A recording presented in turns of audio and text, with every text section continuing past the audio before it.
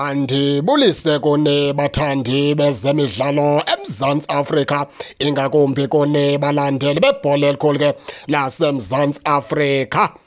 Baphulaphula lapha ke umqeqeshi weqela leKaizer Chiefs phake kwi-reserve side uvela kaKhumalo uyingqinile ke into yokubana ke Kaizer Chiefs izawuchitha i-youngsters eziphaka ku-6 ebezidlala phake kwi-development ke qela leKaizer Chiefs apha ke baphulaphula sithetha nge-disc challenge winning squad.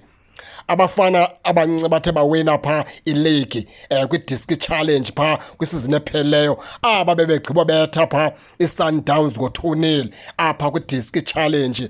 Uthi ke umlomzana uvela Khumalo baza kubalowuna. Isizathu sokubana ke babalowune uthi bafuna into yokubana ke bawufumana experience ngoba sebevuthiwe ngoku and bavulela abanye ke ngoba bazawungena nabo bathathwe ngodeveloper, bathathwe ngokhuliswa ngoba uthi ngoku bagqibile bona bakhulisa ngoku funeka belowuniwe bagain experience, bagain bafumane game time, bafunde, then ke ngokubonakala into yokubana iKaizer Chiefs ke ngoku iyabalanda iyabasebenzisa. Akuzinceda into yokubana ke bagcine bagqibile ukubenza ngoku bavuthiwe, bafuna ukubachitha ke ngoku bafumana amava kwiitim zonke abazothi ke bawalowunelwe kuzo.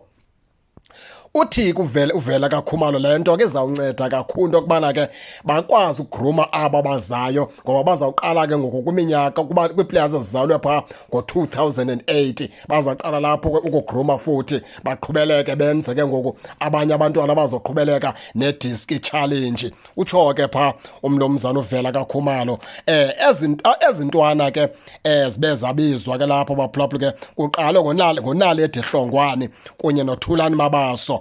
Kuthiwa ke bona ke bathe tsipha ku-first team weKaizer Chiefs, senior team weKaizer Chiefs ke kusho ukuthi basayiniwe phaa ngokusemthethweni ke uNaledi Hlongwane kunye ke noThulani Mabaso basayinwe phaa yiKaizer Chiefs. Thulani Mabaso ke simbonile ke lapha ke ngempela apha phakathi evekini ke edlala umfana omdala ethe wangena phaa noko abantu abaninzi bayithandile ke indlela adlale ngayo. Naba ke abanye abadlali nguManqoba Ozwemana kunye no-offense Khosana, bona ke basuke phaa ke kwiKaizer Stars. Ibe nguNkosana Mbutho ize ibe nguBobo Sima, bona ke basuke phaya ke kwi-Leicester 40. Omnye ke waya phaa kwiBotswana Mochoti Chiefs. Ibe nguSiyabonga Gumede, ibe nguSifiso Thimba, bona ke basuke phaa kwiGomora United. Injalo ke baphulaphula ke siqala phaa ngoNaledi Hlongwane noThulani Mabaso bapromothiwe basuke phaa kwi-first team yeKaizer Chiefs.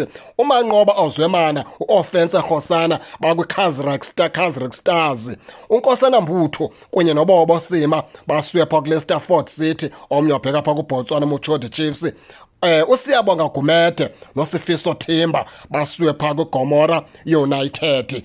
Basuke balonwe kanjalo ke okanye ke zilonwe kanjalo ke ziyoungsters ke zeqela ke leKaizer Chiefs baphulaphule. Injalo ke nani ke ningake ningena nitsho into yokubana ke niva njani, nize ke ningakhohlwa usubscribe kule channel ukuze ningaphoswa zezemidlalo endizanothulela zona kwixa elizayo kakuhle babukeli.